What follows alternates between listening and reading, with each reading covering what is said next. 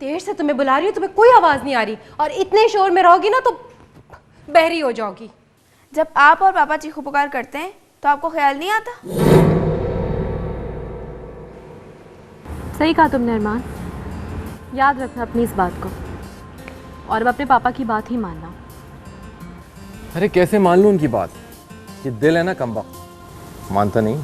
हराम की दौलत से हज नहीं किया जाता, शायद कबूल भी नहीं होता होगा। अरे यहाँ तो उस बेचारे को कहाँ फुर्सत मिलेगी, लड़कियों की लाइन लगी हुई है, उन्हीं की रोटी पानी की फिक्र में लगा रहता है। ऐ अल्लाह, एक बेटा दे देता तो उस गरीब की भी जिंदगी संवर जाती। हाँ। तुम जूही हो ना? बेटा मैं तुमसे जरूरी बात करना चाहता था। मैं आपको जानती नहीं हूँ, आप हैं कौन इस तरह रास्ते में? मैं तुम्हारा ताया हूँ, संतोष वर्मा, तुम्हारे पिता का बड़ा भाई। ताया जी, ताया जी, मैंने आपको पहले कभी नहीं देखा। जूही बेटा, मेरा विश्वास करो, मैं तुम्हारा सगा ताया हूँ। फिर आप इस तरह मुझसे यहाँ क्यों बात कर रहे हैं? आप घर चले, घर पे चल के बात करते। तुम ऐसा करो, मेरे साथ चलो गाड़ी में, कहीं चल के बैठते हैं और मैं तफसील से तुम्हारे साथ बात करता हूँ। सॉरी, मैं आपको जानती नहीं हूँ, मैं इस तरह आपसे बात नहीं कर सकती, रियली सॉरी। बेटा मैं तुमसे चंद ज़रूरी बातें करना चाहता हूँ। देखिए, बेहतर ये होगा कि आप अंदर हमारे घर चलें और वहाँ बैठ के बात कर लेते हैं। नहीं नहीं बेटा, तुम्हारे पिता नहीं चाहते कि लक्ष्मी को उनके बारे में कुछ पता चले। मेरे पिता जिंदा है? हाँ बेटा, तुम्हारे पिता जिंदा है और तुम दोनों बहनों से बात करना चाहते हैं। ठीक है, माँ और निर्मला इस वक्त घर पर नहीं है, आप अंदर आ जाएं, हम तफसील से बैठ के बात कर लेते हैं।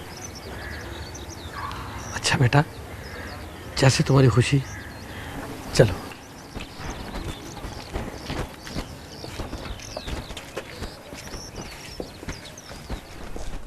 लेकिन मेरे पिताजी हैं कहाँ? नहीं बेटे नहीं, पहले तुम मुझे ये बताओ कि लक्ष्मी ने तुम्हारे पिताजी के बारे में तुम्हें क्या बताया है। इस तरह से तुम्हारी अक्ल में ना बात सही बैठेगी। मैं कैसे विश्वास कर लूं कि आप सच कह रहे हैं? बेटा, तुम्हारे पिताजी का नाम सतीश वर्मा था और हम लोग उमरकोट के बड़े जिम्मेदार थे। तुम्हारे पिताजी कराची यूनिवर्सिटी में पढ़ते रहे, तालीम मुकम्मल की। फिर जब तुम्हारी माता से उनकी शादी हुई तो लक्ष्मी नहीं चाहती थी कि तुम्हारे परिवार को हमारे करीब रखा जाए या हमें आपस में मिलने जुलने दिया जाए। बाकी तो तमाम बातों से तुम वाकिफ ही हो। हाँ, आप यानी कि संतोष वर्मा नहीं चाहते थे कि पिताजी माँ से शादी करें, इसीलिए पिताजी ने आपको छोड़ दिया। और उसके बाद जब निर्मला पैदा हुई तो पिताजी लंदन चले गए। नहीं बेटा, नहीं नहीं, ऐसी बात नहीं है। तुम्हारे पिताजी को तुम्हारी माता ने ही लंदन भेजा। वो सिर्फ इसीलिए भेजा था कि वो हमारे करीब ना हो।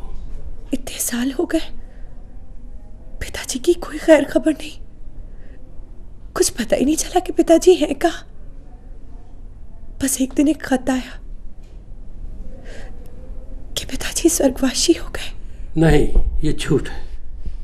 सतीश आज भी जिंदा है और लंदन में है। मगर क्यों? पिताजी हमारे पास क्यों नहीं है? अपने देश में क्यों नहीं है? अपने परिवार वालों के साथ क्यों नहीं है? बेटा, उसने लंदन में दूसरी शादी कर ली।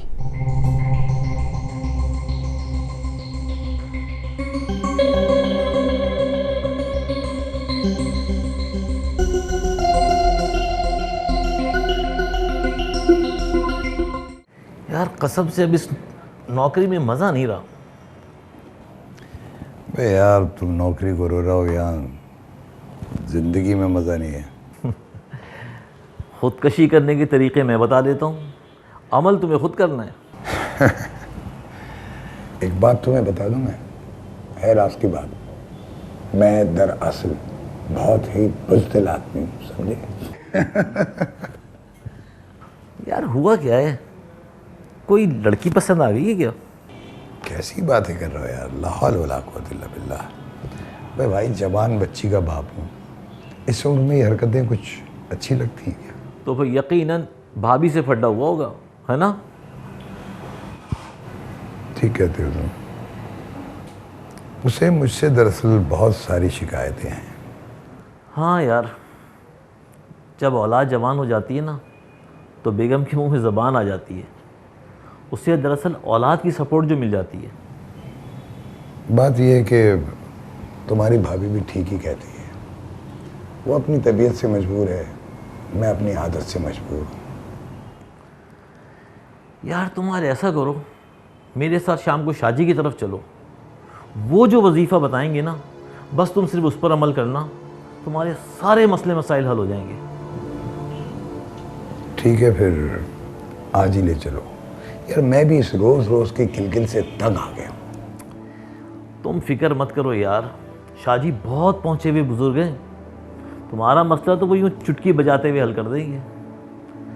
बस आज शाम को हम लोग चल रहे हैं, खूब घूमे फिरेंगे, दोस्तों से मिलेंगे और फिर शाम का डिनर अपना पक्का। मजबूरी है, हम औरतों की ज़िंदगी भी काली स्याही से लिखी हुई होती है। पता नहीं क्या होता है हमारी ज़िंदगी में। 20 साल, सोच सीमी ज़रा, 20 साल हो गए मुझे इस बर्फ जैसे शख्स के साथ रहते हुए। हिम्मत है तुम्हारी, मैं तो 8 साल में ही बेजार हो गई हूँ। बेजार तो मैं भी पता नहीं कितने साल पहले हो गई थी, लेकिन क्या करती, गुजारा तो करना था ना, वो करना पड़ा।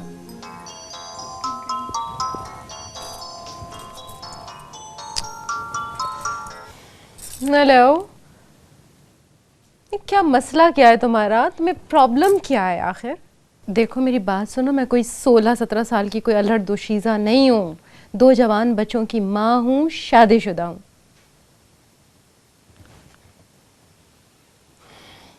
मैं तुमसे झूठ क्यों बोलूँगी? मुझे क्या ज़रूरत पड़ी है कि मैं जिसको जानती भी नहीं उससे झूठ बोलूँगी? अब मेरी आवाज़ अगर जवान है तो मैं क्या करूँ? और सुनो, अगर तुमने आइंदा मुझे इस नंबर पे दोबारा तंग किया ना तो मैं तुम्हारा नंबर पुलिस को बल्कि CPLC को दे दूंगी। ये कौन आशिक था तुम्हारा? यार पता नहीं, इतने दिनों से फोन कर रहा है, पीछे ही पड़ गया है ना, और तो और कह रहा है मिलना चाहता हूँ। तो मिल लो, अच्छा उसकी भी तसल्ली हो जाएगी। पागल हो गई हो तुम, दिमाग खराब हो गया तुम्हारा। इसमें हर्ज क्या है? मुझे कोई इस तरह फ़ोन करता ना तो मैं तो उससे घंटों बातें करती, खूब बेवकूफ़ बनाती। इसमें बुराई क्या है? बेईमानी है ये, बेवफाई है अपने शौहर के साथ। सोच है ये तुम्हारी। तुम्हें क्या लगता है कि ये मर्द बाहर जाके क्या क्या नहीं करते होंगे? क्या इनका कहीं चक्कर नहीं चलता होगा? नहीं अल्ताफ़, ऐसा नहीं है। वो स्टूपिड तो मुझी में इंटरेस्ट नहीं लेता है तो और किसी औरत में क्या इंटरेस्ट लेगा? बहरहाल तुम्हारी मर्ज़ी, लेकिन मेरा तो ये ख्याल है कि जब अपना ही शौहर तवज्जो ना दे तो। क्या हो गया तुम्हें? क्या फजूल बातें लेके बैठ गई हो? अच्छा खैर छोड़ो, 5000 रुपये मिलेंगे? जाते जाते ले जाना। कितनी अच्छी हो तुम, चाय तो पिलवाओ यार। आज तुम बना के मुझे पिला दो अपने हाथ से। अच्छा वो केक रखा है? बिल्कुल रखा हुआ है, तुम्हारा फेवरेट केक रखा हुआ है। चलते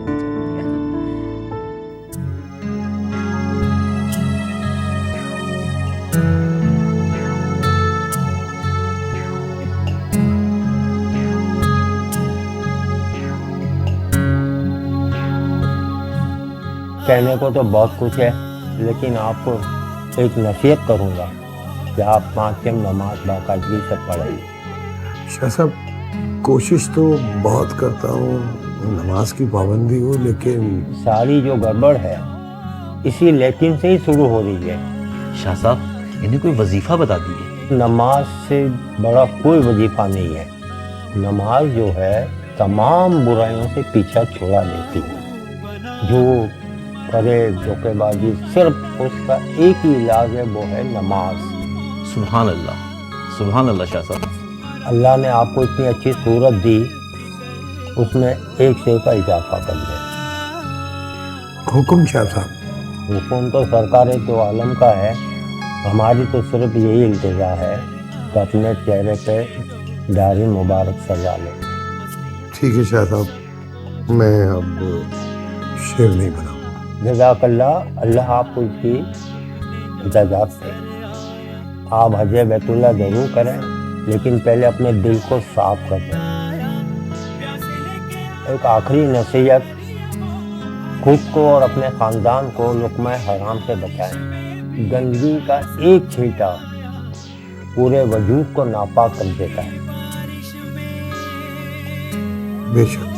जज़ाकल्लाह, अल्लाह ताला इसका करे। संतोष वर्मा फ्रॉडिया भी हो सकता है? नहीं हो सकता, क्योंकि मैंने पिताजी की तस्वीरें देखी हैं ताया जी और परिवार वालों के साथ। तो वो अब क्या चाहता है? पिताजी हमसे मिलना चाह रहे हैं। क्या तुम्हें लंदन बुला रहे हैं? मुझे कुछ नहीं पता।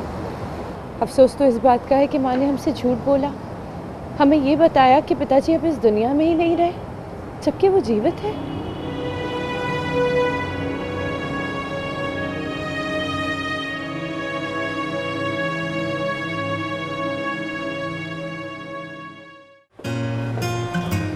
अच्छा था ना? ये कैसा लगा तुम्हें? नाइस। एक खुशखबरी सुनाऊं तुम्हें? क्या दोगी? बताओ ना। मैंने मम्मी को राजी कर लिया। Really? Oh yes. Wonderful. एक छोटी सी शर्त है लेकिन। क्या? ऐसे जितनी कोई मुश्किल नहीं है, इजी है तुम्हारे लिए। वो कह रही हैं कि शादी के बाद हम लोग फैमिली के साथ रहें कुछ दिनों के लिए, ताकि हमारी फैमिली वाले बातें ना बनाएं। बाद में अगर उन्होंने इनकार कर दिया तो? कम ऑन जैनी, जब वो इतना कुछ कर रही है मेरी खातिर, थोड़ा सा तुम भी सेक्रीफाइस कर लो, थोड़ा हंस लो। Okay, even I am agree, लेकिन सिर्फ चंद दिनों के लिए। Only for few days, not for a month, not for a year. Agree.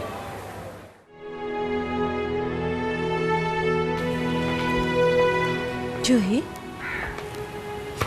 क्या बात है बेटा? सब ठीक है ना? निर्मला बता रही है जब से तू आई है बहुत चुप चुप है, खाना भी नहीं खाया। बेटा मेरा मन घबरा रहा है, क्या हुआ?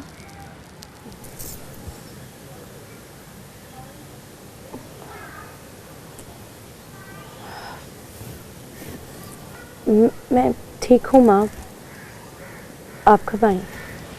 अभी कुछ देर पहले। ओफो, इतनी देर से यहाँ बैठे हुए आप लोग। चाय बना दी भाई, ठंडी हो रही है, जल्दी आए।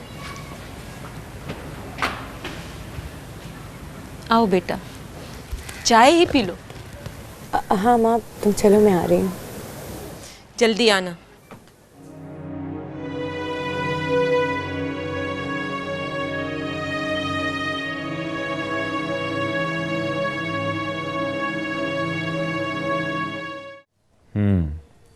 लेकिन तुम्हारी रिस्पॉन्सिबिलिटीज़ में इजाफा हो जाएगा। जानती हूँ, लेकिन पैसे भी तो मिलेंगे ना। ये काम तुम पैसे के लिए करना चाहती हो? हाँ, महंगाई दिन ब दिन बढ़ती जा रही है, और आप अकेले कब तक? कोशिश कर रहा हूँ। मंजूर साहब ने तनख्वाह बढ़ाने का वादा तो किया है। अगर आपको अच्छा नहीं लगता तो मैं मना कर देती हूँ। अरे नहीं नहीं, मुझे कोई एतराज़ नहीं है। अलबत्ता अम्मा को तुम हैंडल करना। उनको मैं मना लूँगी। चाय पियेंगे? रहने दो, बस यूं ही मेरे सामने बैठी रहो। हाँ, फिर मुझे और बहुत सारे काम करने। आज मासी की छुट्टी थी। मैं तुम्हें बीवी का दर्जा दे रहा हूँ और तुम मासी बनने में तुली हुई हो। अच्छा बाबा, फिर चाय पिला दो। हाँ, मैं भी। थैंक्स।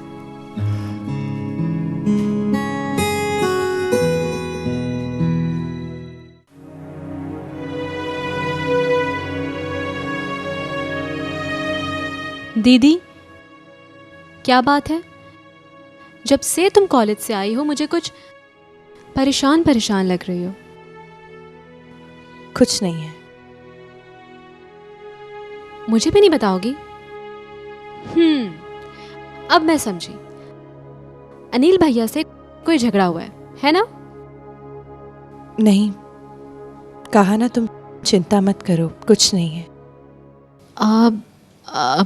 दीदी, वो मुझे तुमसे कुछ कहना था। हाँ, कहो। वो दीदी, एक लड़का है। अच्छा, तो ये बात है।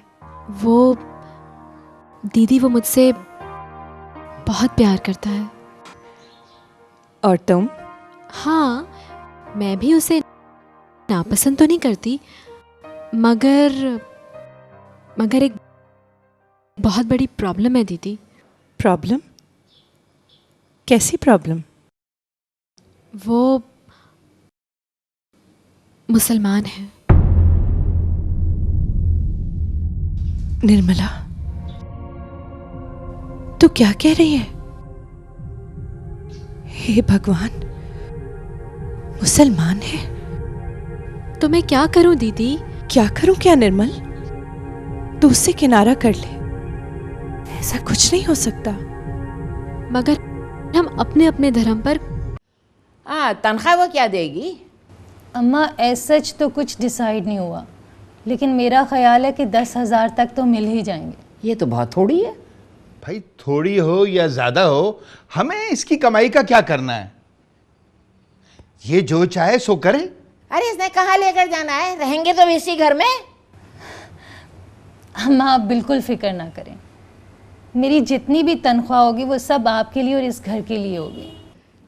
कान खोलकर सुन लो, मुझे टाइम पर खाना और नाश्ता मिलना चाहिए। फिर ना कहना कि मैं थक गई हूँ। ला हौल वला कुव्वता। राबी बेटा, तुम ये नौकरी का ख्याल अपने दिल से निकाल ही दो।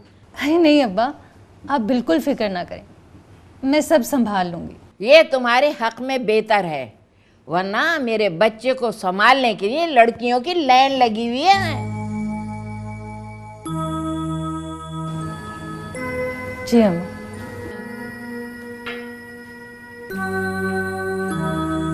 तुम्हारी जुबान के आगे तो खंदक है, खंदक।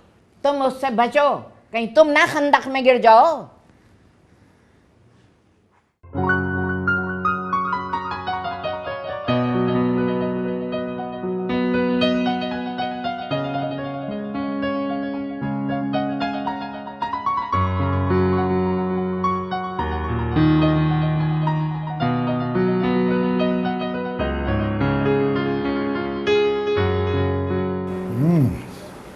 ब्यूटीफुल। वो फर्नीचर चेंज करा लिया तुमने, बहुत अच्छा है। कलर स्कीम भी बहुत अच्छी है। वो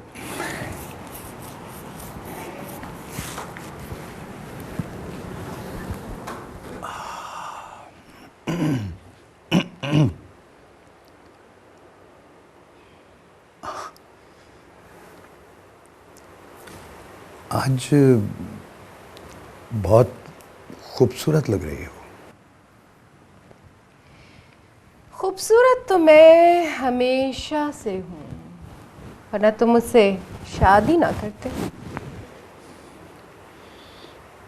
बात तो तुम्हारी सही है, वाकई तुम्हारे हुस्न ने मुझे लूट लिया था, दीवाना हो गया था मैं तुम्हारा। एक तो मेरी तारीफ करने के लिए ना तुम्हें कभी भी ढंग के अल्फाज नहीं मिले। देखो जवेरिया, बात ये है कि मुझे लफ्ज़ों की जलेबियां बनानी नहीं आती। सीधा साधा आदमी हूँ, जो मुंह में आता है कह देता हूँ। खैर, आज ऑफिस नहीं जा रहे हो? नहीं, आज पासपोर्ट ऑफिस जा रहा हूँ, पासपोर्ट बनवाने के लिए। क्या तुम वाकई सीरियस हो? तुम्हारा क्या ख्याल था कि मैं तुमसे कोई मजाक कर रहा हूँ?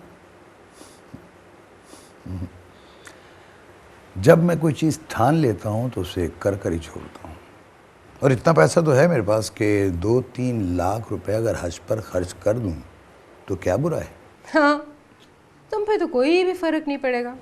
तुमने वापस आकर उससे ज़्यादा पैसे बना लेने, वो भी सूद समेत।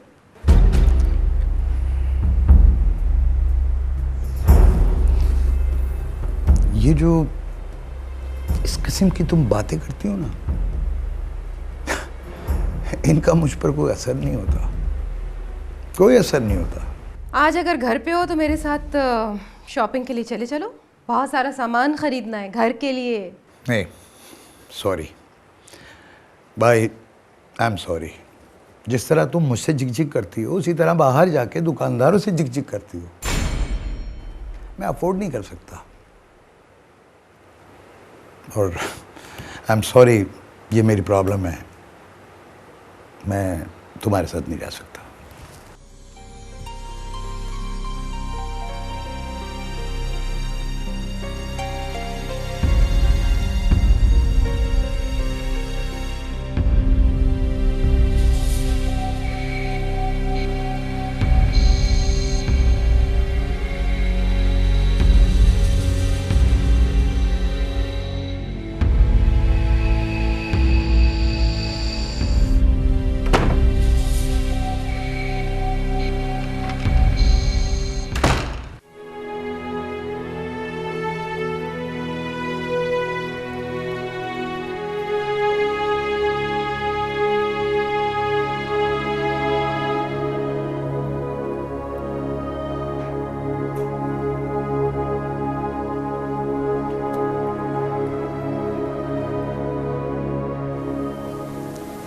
दीदी, दीदी, क्या हुआ है?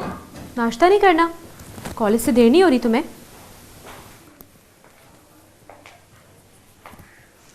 तेरे स्वर्गवासी पिता कहा करते थे, झूठ बोलती हैं। अब तक झूठ बोलती आई हैं आप हमसे। क्या हुआ है दीदी? तू जानती है निर्मल, हमारे पिताजी जिंदा हैं।